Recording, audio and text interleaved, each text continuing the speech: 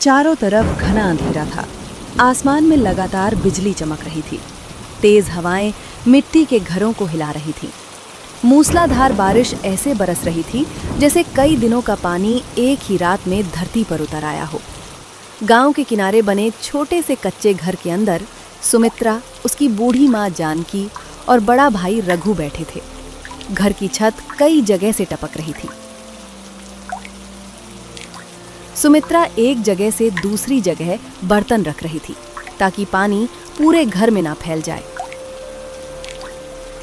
अचानक दरवाजे पर इतनी जोर से दस्तक हुई कि तीनों एक साथ चौंक गए। हे राम, इतनी भयानक रात में कौन हो सकता है? बेटा रघु, दरवाजा मत खोलना। आज मेरा मन बहुत घबरा रहा है। पता नहीं क्यों ऐसा लग रहा है जैसे कोई अनहोनी इस घर की तरफ बढ़ रही हो। पहले बाहर से पूछ तो सही कौन है। बिना जाने दरवाजा मत खोलना। माँ, घबराइए मत, मैं यही हूँ।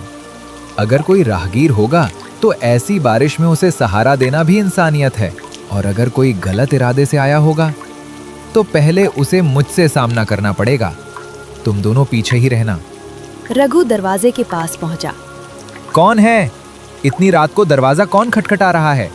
नाम बताओ, वरना मैं दरवाजा नहीं खोलूंगा। कुछ पल तक कोई जवाब नहीं आया। सिर्फ बारिश की आवाज सुनाई देती रही। फिर रोने की हल्की आवाज आई। दरवाजा खोल दो, भगवान के लिए दरवाजा खोल दो। मैं ज्यादा देर बाहर नहीं रह पाऊंगी। भैया, ये तो राजनी की आवाज है। जल्दी दरवाजा खोलो। रघु ने तुरंत दरवाजा खोला। दरवाजा खुलते ही तेज हवा का झोंका अंदर आया। राजनी पूरी तरह भीगी हुई अंदर लड़खड़ाते हुए आई और सीधे जमीन पर बैठ गई। उसकी सांसें तेज चल रही थीं। आंखों से आंसू लगातार बह रहे थे। राजनी, ये तेरी कैसी हालत हो गई? तू तो पूरी तरह कांप रही है। बैठ, पहले आराम से बैठ। मैं अभी सूखा कपड़ा लाती हूँ। लेकिन तू मुझे इतना तो बता कि हुआ क्या है? तू इस हालत में आधी रात को अकेली यहाँ कैसे पहुँच गई? क्या किसी ने तुझे मारा है? किसी ने रास्ते में कुछ कहा? तू रो क्यों रही है? मेरी तरफ देख, मैं हूँ ना। अब तुझे किसी बात से डरने की जरूरत नहीं है। सुमित्रा, काश मैं आज यहाँ नहीं आती। मैंने बहुत कोशिश की थी कि इस घर की तरफ कभी वापस ना आऊं। मैं चाहती थी कि मेरी वजह से किसी की जिंदगी में मुसीबत ना आए, लेकिन मेरे पास अब कोई रास्ता नहीं बचा था। अगर मैं यहाँ नहीं आती तो शायद मैं आज जिंदा भी नहीं बचती। बेटी, पहले अपने आंसू पोंछ। रोने से मुसीबत छोटी नहीं होती। इस घर में जितना सूखा खाना है, जितनी जगह है, सब तेरा है। लेकिन तू हमें बताए बिना ऐसे रोती रहेगी तो हमारा डर और बढ़ता जाएगा। आखिर ऐसी कौन सी बात हो गई कि तू मौत से भी ज्यादा डरी हुई लग रही है? तभी सुमित्रा राजनी के पहनने के लिए अपने कपड़े ला देती हैं और राजनी कुछ समय बाद अपने आप को साफ करके उनके साथ बैठ जाती है।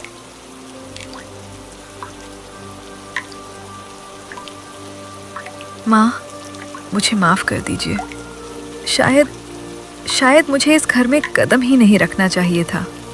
लेकिन जब पूरी दुनिया में कोई अपना नहीं बचता, तब इंसान उसी दरवाजे पर आता है जहाँ उसे भरोसा मिलता है। मुझे पता था अगर मैं कहीं सुरक्षित हो सकती हूँ तो सिर्फ इसी घर में। इसलिए मैं भागती हुई यहाँ चली आई। बहन, अब तू इस घर में है। जब तक मैं जिंदा हूँ तुझे कोई हाथ भी नहीं लगा सकता।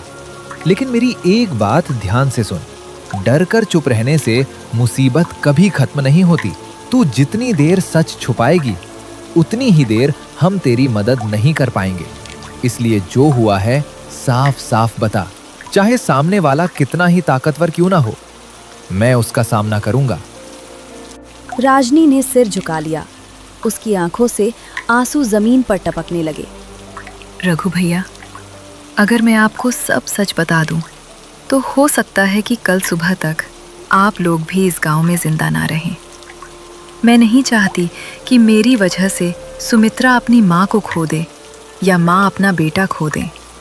मैं जिस मुसीबत से भाग कर आई हूँ वो सिर्फ मेरी मुसीबत नहीं है। जिस दिन वो इस घर तक पहुँच गई उस दिन सब कुछ बदल जाएगा। इतना कहकर राजनी जोर जोर से रोने लगी। बाहर बारिश पहले से भी ज्यादा तेज हो चुकी थी। बिजली की चमक से कभी कभी पूरा कमरा उजाला हो जाता और अगले ही पल फिर घना अंधेरा छा जाता। घर के अंदर कोई कुछ देर तक कुछ नहीं बोला। राजनी सिर झुकाकर बैठी थी। राजनी, मेरी तरफ देख। तू जब पहली बार इस गांव में आई थी तब पूरे गांव ने तुझसे दूरी बना ली थी। सब लोग तरह तरह की बातें करते थे। कोई कहता था कि तू किसी से लड़कर भागी है, कोई कहता था कि तू अपना घर छोड़कर आई है। लेकिन मैंने कभी उन बातों पर भरोसा नहीं किया, क्योंकि मैंने तेरी आंखों में हमेशा दर्द देखा है, झूठ नहीं।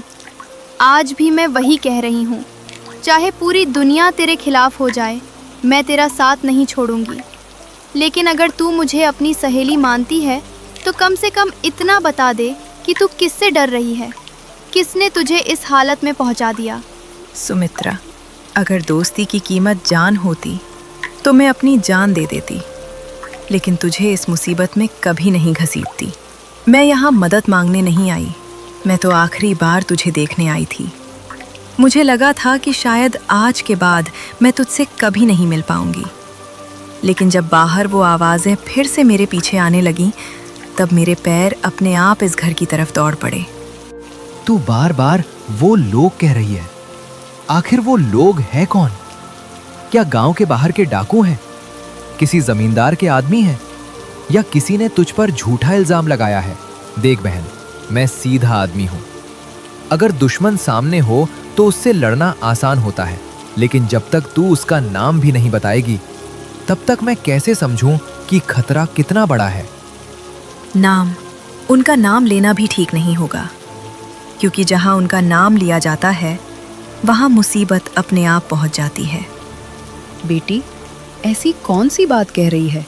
क्या कोई इंसान सिर्फ नाम लेने से आ जाता है? तू डरी हुई है, इसलिए शायद ज्यादा सोच रही है। पहले पानी पी ले, भगवान सब ठीक करेंगे। राजनी ने पानी का गिलास हाथ में लिया, लेकिन उसके हाथ इतने कांप रहे थे कि आधा पानी जमीन पर गिर गया। अचानक धड़ाम, बिजली इतनी जोर से गरजी कि घर की दीवारें कांप उठीं।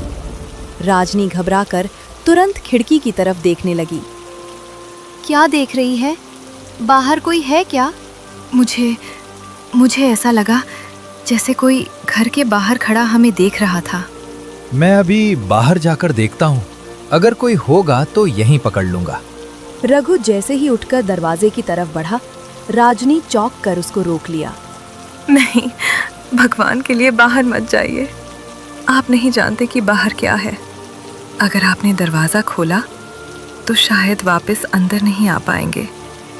मैं आपसे हाथ जोड़कर विनती करती हूँ, चाहे मेरी बात पागलपन लगे, लेकिन आज की रात बाहर मत जाइए। ठीक है, मैं अभी बाहर नहीं जाऊंगा, लेकिन एक बात समझ नहीं आ रही। तू 2 साल से इस गांव में रह रही है, कभी तेरे चेहरे पर ऐसा डर नहीं देखा। आज अचानक ऐसा क्या हो गया कि तू अपनी ही परछाई से डर रही है? राजनी ने गहरी सांस ली। उसने कुछ बोलने के लिए मुंह खोला, फिर अचानक चुप हो गई। कुछ देर बाद सुमित्रा ने चूल्हे में लकड़ी डाली ताकि घर थोड़ा गर्म हो जाए। वो फिर राजनी के पास बैठ गई। राजनी, याद है जब तू पहली बार गांव आई थी? तेरे पास रहने की जगह भी नहीं थी। पूरे गांव में किसी ने तुझे अपने आंगन में बैठने तक नहीं दिया था। तब माँ ने ही तुझे पहली बार खाना खिलाया था। उसी दिन तूने मेरा हाथ पकड़कर कहा था कि अगर भगवान ने चाहा तो हम हमेशा बहनों की तरह रहेंगे। क्या वो बात झूठ थी? अगर नहीं तो आज भी मुझे अपनी बहन समझ, अपना दुख अकेले मत सह। राजनी की आंखें भर आईं। वो बात झूठ नहीं थी सुमित्रा। इसी वजह से तो मैं सबसे पहले तेरे पास आई हूँ, क्योंकि इस दुनिया में अगर मुझे किसी पर सबसे ज़्यादा भरोसा है तो वो तू है। लेकिन सच इतना आसान नहीं है। अगर मैं एक बार सब बता दूँ तो शायद तुम लोग मुझे अपने घर में एक पल भी ना रहने दो। ऐसा कभी नहीं होगा, चाहे तू कैसी भी हो, तू मेरी सहेली है। राजनी ने पहली बार सुमित्रा की तरफ देखा, लेकिन उसके चेहरे पर मुस्कान नहीं थी, सिर्फ डर था। उसी समय ठक ठक दरवाजे पर फिर दस्तक हुई। इस बार पहले से भी धीमी, लेकिन ज्यादा डरावनी। चारों की सांसें रुक गईं। बाहर लगातार बारिश हो रही थी। ठक ठक दरवाजे पर फिर दस्तक हुई। घर के अंदर बैठे चारों लोग एक दूसरे का चेहरा देखने लगे। हे भगवान, ये दस्तक बार बार क्यों हो रही है? बेटा रघु, मेरा मन बिल्कुल ठीक नहीं कह रहा। जब से ये लड़की इस हालत में हमारे घर आई है, तब से ऐसा लग रहा है जैसे कोई अनजाना साया हमारे घर के बाहर घूम रहा हो। तू मेरी बात मान ले, चाहे बाहर कोई कितना भी आवाज़ लगाए, आज रात दरवाज़ा मत खोलना। सुबह होने तक इंतज़ार कर लेते हैं। भगवान चाहेगा तो सब ठीक हो जाएगा। माँ, मैं आपकी बात समझ रहा हूँ, लेकिन अगर सच में कोई मुसीबत में हुआ तो? इतनी तेज बारिश में किसी को यूं ही मरने के लिए छोड़ देना भी ठीक नहीं है। मैं दरवाजा पूरा नहीं खोलूंगा, बस इतनी सी जगह से देख लूंगा कि बाहर कौन है। अगर खतरा लगा तो तुरंत बंद कर दूंगा। आप लोग बिल्कुल चिंता मत कीजिए। रघु जैसे ही दरवाजे की ओर बढ़ा, नहीं रघु भैया, मेरी बात मान लीजिए। आपको मेरी कसम, एक कदम भी दरवाजे की तरफ मत बढ़ाइए। आपको लगता है कि बाहर कोई मदद मांगने आया होगा, लेकिन अगर मेरी बात सच निकली तो आप खुद किसी की मदद करने लायक नहीं बचेंगे। मैं आप सबसे हाथ जोड़कर विनती करती हूँ, आज की रात कोई बहादुरी मत दिखाइए। कभी कभी जिंदा रहने के लिए पीछे हटना ही सबसे बड़ी बहादुरी होती है। राजनी, तू जितनी बातें कर रही है उससे मेरा डर कम नहीं बल्कि बढ़ता जा रहा है। आखिर ऐसा क्या देख लिया तूने? किससे भाग कर आई है? इंसान से या किसी और चीज़ से? अगर तू अभी भी चुप रही तो हम सब अंधेरे में रहेंगे। राजनी की आंखों से आंसू फिर बहने लगे। बिजली चमकी। एक पल के लिए पूरा कमरा उजाले से भर गया। उसी रोशनी में सुमित्रा ने देखा, राजनी की कलाई पर गहरा खरोंच का निशान था। राजनी, ये जख्म पहले तो नहीं था, ये किसने किया? तूने तो कहा था कि रास्ते में गिर गई थी, लेकिन ये गिरने का निशान नहीं है। किसी ने तुझे बहुत जोर से पकड़ा है। सच बता, आखिर तेरे साथ हुआ क्या है? मत देख, कृपा करके मत देख। मैं नहीं चाहती कि तुम लोग इन निशानों के पीछे की कहानी जानो। ये सिर्फ जख्म नहीं है, ये मुझे बार बार याद दिलाते हैं कि मैं जितना भागूंगी वो लोग उतना ही मेरे करीब आ जाएंगे। मैं 2 साल से भाग रही हूँ सुमित्रा, पूरे 2 साल। लेकिन लगता है मेरी किस्मत अब मेरा साथ छोड़ चुकी है। तू पागल है क्या? 2 साल से इतना बड़ा दुख अकेले सह रही थी और मुझे एक बार भी नहीं बताया? मैं तेरी सहेली कहलाने के लायक भी नहीं हूँ अगर तेरे आंसू नहीं समझ पाई। आज तू कहीं नहीं जाएगी, चाहे जो हो जाए। मैं तुझे अकेला नहीं छोड़ूंगी। अगर मुसीबत आएगी तो हम सब मिलकर उसका सामना करेंगे। राजनी ने सुमित्रा को देखा। पहली बार उसके चेहरे पर हल्की सी मुस्कान आई, लेकिन वो मुस्कान भी दर्द से भरी हुई थी। बाहर हवा की रफ्तार और तेज हो गई। अचानक घर के बाहर किसी के पैरों की आवाज सुनाई दी। चर चर, जैसे कोई कीचड़ में धीरे धीरे चल रहा हो। सुनो, कोई चल रहा है। मुझे साफ आवाज आ रही है। हाँ, कोई है बाहर, लेकिन वो दरवाजा नहीं खटखटा रहा। ऐसा लग रहा है जैसे पूरे घर के चारों तरफ घूम रहा हो। राजनी का चेहरा सफेद पड़ गया। वो लोग यही करते हैं। पहले घर के चारों तरफ घूमते हैं, फिर देखते हैं कि अंदर कौन कौन है। उसके बाद वो अचानक चुप हो गई। उसके बाद क्या? हर बार बात अधूरी क्यों छोड़ देती हो? हमें भी जानने का हक है। क्योंकि उसके बाद जो होता है उसे याद करके भी मेरी रूह कांप जाती है। मैं नहीं चाहती कि तुम लोग भी वही डर महसूस करो जो मैं 2 साल से हर रात करती आ रही हूँ। अचानक घर की खिड़की पर किसी ने जोर से हाथ मारा। धप! सभी उधर देखने लगे। खिड़की खुली थी, लेकिन बाहर कोई दिखाई नहीं दे रहा था। भैया, कोई था क्या? मुझे तो कोई नहीं दिखा। रघु, सुमित्रा और जानकी माँ एक दूसरे की ओर देखने लगे। उसी समय बाहर से एक भारी आवाज गूंजी। राजनी, हम जानते हैं तू इसी घर के अंदर छिपी है। और उसके चेहरे का रंग उड़ गया। बाहर मूसलाधार बारिश लगातार बरस रही थी। दरवाजे के बाहर से भारी आवाज फिर गूंजी। राजनी, हमें पता है तू इसी घर के अंदर छिपी है। चुपचाप बाहर आ जा, वरना अच्छा नहीं होगा। घर के अंदर ऐसा सन्नाटा था कि चारों की सांसों की आवाज तक सुनाई दे रही थी। राजनी का पूरा शरीर कांप रहा था। वो डर के मारे पीछे हटते हटते दीवार से लग गई। राजनी, आखिर ये लोग कौन हैं? ये तेरा नाम लेकर क्यों बुला रहे हैं? तू कब तक हमसे सच छिपाती रहेगी? देख, अब बात सिर्फ तेरी नहीं रही। ये लोग हमारे घर तक आ गए हैं। अगर तू आज भी कुछ नहीं बताएगी तो हम तेरी मदद कैसे करेंगे? मैं तुझे अपनी बहन मानती हूँ। भगवान के लिए अब तो सच बोल। सुमित्रा, मैं सच बताना चाहती हूँ, लेकिन मेरी मजबूरी समझ। जिस दिन तुम लोगों को सब पता चल जाएगा, उसी दिन तुम्हारी जिंदगी भी पहले जैसी नहीं रहेगी। मैं 2 साल से इसी दिन से डर रही थी। मुझे लगा था कि शायद वो लोग मुझे कभी नहीं ढूंढ पाएंगे, लेकिन आज वो इस दरवाजे तक पहुंच गए। इसका मतलब अब मेरे पास छिपने की कोई जगह नहीं बची। बस बहुत हो गया। कोई भी हो, मेरे घर के सामने खड़े होकर मेरी बहन जैसी लड़की को धमका रहा है। मैं अभी दरवाजा खोलता हूं और पूछता हूं कि आखिर चाहते क्या हैं। अगर इंसान हैं तो इंसानों की तरह बात करेंगे, और अगर बदमाशी करेंगे तो जवाब भी मिलेगा। रघु ने जैसे ही कुंडी पकड़नी चाही, राजनी दौड़कर उसके सामने खड़ी हो गई। नहीं रघु भैया, मेरी कसम, दरवाज़ा मत खोलिए। आपको नहीं पता वो लोग कितने खतरनाक हैं। उन्हें किसी की जान की कीमत नहीं पता। अगर आपने आज दरवाज़ा खोल दिया तो सबसे पहले आपको ही नुकसान होगा। मैं नहीं चाहती कि मेरी वजह से इस घर का सहारा छिन जाए।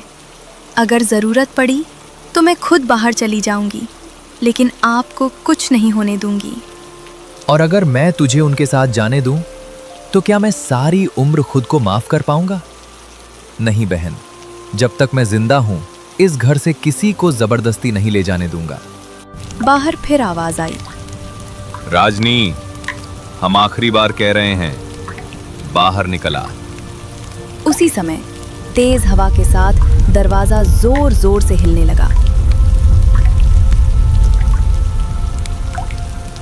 जानकी माँ भगवान तस्वीर के सामने बैठकर प्रार्थना करने लगी। हे प्रभु, अगर कोई मुसीबत लिखी भी है तो मुझ पर डाल देना। मेरे बच्चों पर मत आने देना। मेरी उम्र अब बची ही कितनी है, लेकिन इन तीनों की जिंदगी अभी शुरू हुई है।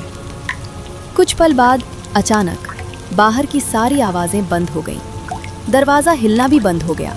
बारिश की आवाज के अलावा कुछ सुनाई नहीं दे रहा था। लगता है वो लोग चले गए।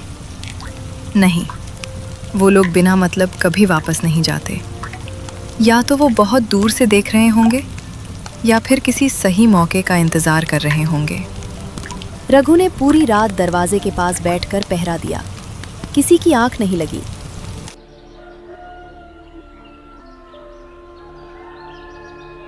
चार दिन बाद भी बारिश रुकने का नाम ही नहीं ले रही थी। लगातार 4 दिनों से पूरा गांव पानी में डूबा हुआ था। रघु एक भी दिन मजदूरी पर नहीं जा पाया। घर के कोने में रखा अनाज लगभग खत्म हो चुका था। सुमित्रा आखिरी मुट्ठी आटा निकालकर थाली में रख रही थी। माँ, अब घर में बस आज भर का ही खाना बचा है। 4 दिन से हाथ पर हाथ रखकर बैठा हूँ। गरीब आदमी के लिए बारिश भी कभी कभी आफत बन जाती है। अगर आज भी काम नहीं मिला तो कल तुम लोगों को क्या खिलाऊंगा? मैं अपनी आंखों के सामने तुम दोनों को भूखा नहीं देख सकता। चाहे जैसी भी बारिश हो, आज मैं काम ढूंढने जरूर जाऊंगा। भैया, रास्ते अभी भी कीचड़ से भरे हैं। नदी भी उफान पर होगी। एक दिन और रुक जाओ ना, किसी तरह आज का दिन निकाल लेते हैं। नहीं सुमित्रा, भूख किसी का इंतजार नहीं करती। अगर खेत में काम नहीं मिला तो ईंट ढो दूंगा। अगर वहां भी नहीं मिला तो लकड़ी काट दूंगा, लेकिन खाली हाथ वापस नहीं आऊंगा। रघु बाहर जाने के लिए तैयार होता है। तभी राजनी तेजी से उसके सामने आ गई। रघु भैया, आज मत जाइए, मैं हाथ जोड़कर कह रही हूँ, सिर्फ आज का दिन रुक जाइए। मेरा दिल बार बार कह रहा है कि बाहर जाना ठीक नहीं होगा। मुझे समझ नहीं आ रहा क्यों, लेकिन आज आपको इस घर से बाहर नहीं निकलना चाहिए। राजनी, तू मुझे रोक रही है लेकिन वजह नहीं बता रही। मैं 4 दिन से घर बैठा हूँ। घर में राशन खत्म हो गया है। अगर मैं आज भी नहीं गया तो माँ और सुमित्रा क्या खाएंगी? तू ही बता, मैं क्या करूँ? काश मैं आपको वजह बता पाती, लेकिन अभी नहीं। बस इतना समझ लीजिए कि आज बाहर जाने वाला हर रास्ता सही मंजिल तक नहीं पहुंचता। रघु कुछ पल तक उसे देखता रहा, फिर बिना कुछ बोले फावड़ा उठाया और दरवाजे की ओर बढ़ गया। रघु भैया, मत जाइए, मैं हाथ जोड़कर विनती करती हूँ। अगर आज आप इस रास्ते पर गए तो ऐसी सच्चाई सामने आएगी जो आप कभी भूल नहीं पाएंगे। मैं आपको डराने के लिए नहीं कह रही, मैं आपको बचाने के लिए कह रही हूँ। बस आज एक दिन और रुक जाइए, कल जो करना होगा कर लीजिए, लेकिन आज बाहर मत जाइए। राजनी, गरीब आदमी के पास डरने की भी फुर्सत नहीं होती। 4 दिन से घर में बैठा हूँ। माँ की दवा खत्म हो गई, घर का अनाज खत्म हो गया, और तू अभी भी मुझे रोक रही है। अगर तेरे पास कोई सच है तो बता, वरना मुझे जाने दे। रघु बारिश में भीगता हुआ घर से निकल गया। राजनी दरवाजे पर खड़ी उसे जाता हुआ देखती रही। उसके चेहरे पर ऐसा भाव था जैसे उसे पहले से पता हो कि आगे क्या होने वाला है। रघु मुश्किल से कीचड़ भरे रास्ते पर चल रहा था। थोड़ी दूर जाकर उसे बरगद के नीचे 3 आदमी दिखाई दिए। वे धीरे धीरे बात कर रहे थे। रघु उन्हें पहचानता नहीं था। वो चुपचाप आगे बढ़ने ही वाला था कि उसके कानों में एक नाम पड़ा, राजनी। रघु तुरंत पेड़ के पीछे छिप गया। लड़की का दिमाग मानना पड़ेगा। 4 दिन तक पूरे घर को ऐसा डराया कि सब उसके भरोसे में आ गए। हाँ, और ऊपर से ये बारिश भी हमारे काम आ गई। अगर मौसम साफ होता तो वो मजदूर रोज काम पर जाता। घर में खाने की कमी ही नहीं होती। राजनी ने पहले ही कहा था, जब लगातार बारिश होगी तब वो लोग सबसे ज्यादा टूटेंगे। उसी समय मैं उनके घर जाऊंगी। भूखा आदमी जल्दी भरोसा करता है। तीनों जोर से हंस पड़े। रघु का चेहरा गुस्से से लाल हो गया। आज तक उस घर वालों को लगता है कि हम उसे पकड़ने आए हैं। उन्हें क्या पता, हम तो उसी के आदमी हैं। आज शाम तक उसका काम पूरा हो जाएगा, फिर पैसे लेकर अपने अपने रास्ते निकल जाएंगे। रघु से अब और नहीं रुका गया। वो गुस्से में उनके सामने आ गया। कौन है तुम लोग, और राजनी का नाम क्यों ले रहे हो? तीनों आदमी घबरा गए। 2 भागने लगे। रघु ने एक को पकड़कर जमीन पर गिरा दिया। सच बोल, नहीं तो यहीं पुलिस के हवाले कर दूंगा। हमें छोड़ दो, हमारा उस परिवार से कोई झगड़ा नहीं है। हमें तो बस पैसे मिले थे। किसने दिए पैसे? राजनी ने। रघु की आंखें फैल गईं। लेकिन क्यों? उसने कहा था रात को उसके पीछे पड़ने का नाटक करना है, दरवाजा पीटना है, उसका नाम लेकर चिल्लाना है, ताकि उस घर के लोग उसे सचमुच बेचारी समझे। हम लोग कोई गुंडे नहीं हैं। हमने तो बस पैसों के लिए किया। उसने कहा था कि जब लगातार बारिश होगी और घर में खाने की तंगी होगी तभी वो अपना बदला पूरा करेगी। रघु का दिल जैसे टूट गया। उसे सुमित्रा की बातें याद आने लगी। राजनी मेरी बहन जैसी है, हम उसे कभी अकेला नहीं छोड़ेंगे। रघु की मुट्ठियां भींच गईं। रघु तेज कदमों से घर लौटा। दरवाजा खोलते ही उसकी आवाज पूरे घर में गूंज उठी। राजनी, बाहर आ। सुमित्रा और जानकी माँ घबरा गईं। राजनी धीरे धीरे बाहर आई। भैया, क्या हुआ? काम नहीं मिला क्या? काम नहीं, सच मिल गया है। जिन लोगों से ये 4 दिन तक डरने का नाटक करती रही, वो सब इसी के आदमी हैं। हम सबको बेवकूफ बनाया गया। इसका हर आंसू, हर डर, हर कहानी सब पहले से रची हुई थी। सुमित्रा के पैरों तले जमीन खिसक गई। वो अविश्वास से राजनी की तरफ देखने लगी। राजनी, भैया जो कह रहे हैं, क्या क्या ये सच है? बोल ना, तू चुप क्यों है? एक बार कह दे कि ये सब झूठ है। मैं किसी की बात नहीं मानूंगी, लेकिन तू कुछ तो बोल। राजनी ने धीरे से अपनी आंखें बंद कर ली। उसके गाल पर एक आंसू लुढ़क गया, लेकिन उसने इनकार नहीं किया। कुछ देर बाद सब अंदर थे। रघु बहुत गुस्से में था। अब तू सब सच बताएगी, अभी इसी वक्त, वरना मैं तुझे पुलिस के हवाले कर दूंगा, जिन्हें तू अपना साथी बनाकर लाई थी। वो लोग तेरे खिलाफ गवाही भी देंगे। घर के अंदर सन्नाटा छा गया और पहली बार राजनी ने बिना डरे रघु की आंखों में देखा। घर के अंदर गहरा सन्नाटा था। बाहर बारिश अब भी लगातार हो रही थी। रघु गुस्से से राजनी को देख रहा था। सुमित्रा की आंखों से आंसू बह रहे थे। हाँ रघु भैया, जो आपने सुना वो झूठ नहीं था। बाहर जो लोग थे वो मेरे ही आदमी थे। मैंने ही उन्हें पैसे देकर भेजा था। रात को दरवाज़ा पीटना, मेरा नाम लेकर चिल्लाना, घर के चारों ओर घूमना, सब मेरी योजना का हिस्सा था। मैं चाहती थी कि तुम लोग मुझे बेसहारा समझो, मुझ पर भरोसा करो और फिर उसी भरोसे को तोड़कर तुम्हें वही दर्द दूं जो मैंने 2 साल पहले सहा था। लेकिन क्यों राजनी? हमने तेरा क्या बिगाड़ा था? तूने मुझे अपनी बहन कहा, माँ को माँ कहा, फिर हमारे साथ इतना बड़ा धोखा कैसे कर दिया? अगर तेरे दिल में जरा सा भी अपनापन था तो हमें इस्तेमाल क्यों किया? राजनी ने आंसू पोंछे। 2 साल पहले मेरे पिता हरि नारायण पर बड़े कंपनी के चीज़ों का चोरी का झूठा इल्ज़ाम लगा। पूरे गांव ने उन्हें चोर समझ लिया। भीड़ उन्हें पीटती रही। उस भीड़ में तुम्हारे पिता भी खड़े थे सुमित्रा। उन्हें सब पता था। वो भी उसी कंपनी में चौकीदार थे, लेकिन सच जानते हुए भी चुप रहे। उनकी एक चुप्पी ने मेरे पिता की जान ले ली। उसी दिन मेरी माँ भी सदमे में चल बसी। एक ही दिन में मेरा पूरा घर उजड़ गया। और कुछ दिनों बाद जब मैंने सच जानने की कोशिश की तो पता चला तो चोर और कोई नहीं बल्कि तुम्हारे पिता थे। उस दिन मैंने ठान लिया था कि जिस परिवार की चुप्पी ने मुझे अनाथ बनाया, एक दिन उसी परिवार को मैं बेबसी का दर्द महसूस कराऊंगी। लेकिन जब मैं इस गांव में आई तब मैंने तुम्हें देखा। तुम लोग वैसे नहीं थे जैसा मैंने सोचा था, और यहाँ आके पता लगा कि असली गुनाहगार तो इस दुनिया से ही चल बसे थे। कई बार मेरा मन बदला छोड़ देने का हुआ, मगर हर रात मुझे अपने पिता की आखिरी आवाज़ सुनाई देती। मैं बेगुनाह हूँ और मेरा दिल फिर पत्थर बन जाता। क्या बकवास करती हो?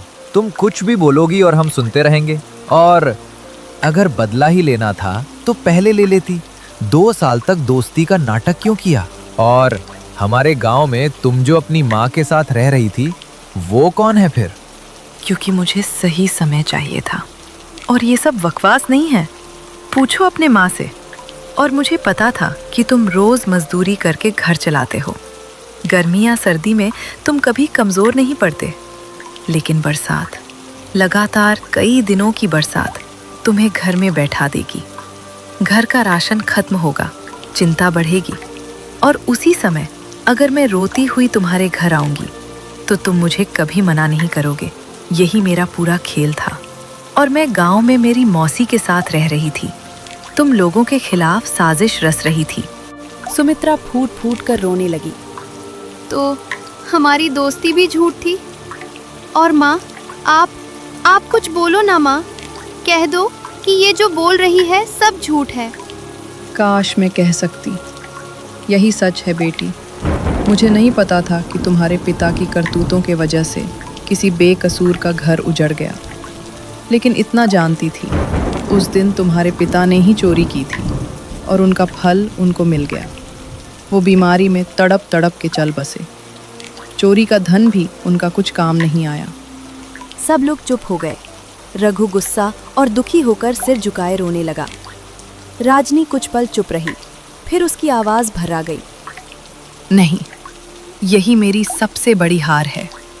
शुरू में मैं सिर्फ बदला लेने आई, लेकिन सुमित्रा, तेरे साथ रहते रहते तू सच में मेरी बहन बन गई। माँ का प्यार, रघु भैया की इज्जत, ये सब नकली नहीं था। इसलिए मैं बार बार रघु भैया को बाहर जाने से रोक रही थी, क्योंकि मुझे डर था कि अगर वो मेरे आदमियों तक पहुंच गए तो सब सच सामने आ जाएगा। मैं बदला लेना चाहती थी, लेकिन तुम्हारी जान नहीं। मैंने तुम्हारे घर को बर्बाद कर देने का अपने माँ के चिता पे संकल्प लिया था, और उसी संकल्प के चलते मुझे ये सब कदम उठाना पड़ गया। लेकिन मेरा मन नहीं माना। रघु का गुस्सा और बढ़ गया। बस, तेरे दर्द से मुझे सहानुभूति हो सकती है, लेकिन तेरे धोखे को कभी माफ नहीं कर सकता। तूने हमारी गरीबी का फायदा उठाया, हमारी रोटी खाकर हमारे ही भरोसे को हथियार बना लिया। ऐसे इंसान को मैं इस घर में एक पल भी नहीं रहने दूंगा। माना हमारे पिता गलत थे, लेकिन उसमें हमारा कोई दोष नहीं था। हमारे पिता जितने गलत हैं, तुम भी उतने ही गलत हो। अगर तुम्हारे नजर में मेरे पिता माफी लायक नहीं थे, तो तुम भी नहीं हो। रघु ने दरवाजा दिखा दिया। चल निकल जा। ये सहानुभूति किसी और को दिखाना, और हो सके तो तुमने तुम्हारे आदमियों को जिस काम के लिए पैसे दिए थे, वही काम करने के लिए उनके दोबारा यहाँ भेज देना। मुझे कसम है मेरी माँ की, कोई भी सही सलामत अपने घर नहीं जा पाएंगे। उसी समय सुमित्रा दौड़कर रघु के सामने खड़ी हो गई। भैया, ऐसा मत करो। गलती इसने की है, सजा भगवान देगा। लेकिन अगर हम भी बदले में बदला लेने लगे तो हम में और इसमें क्या फर्क रह जाएगा।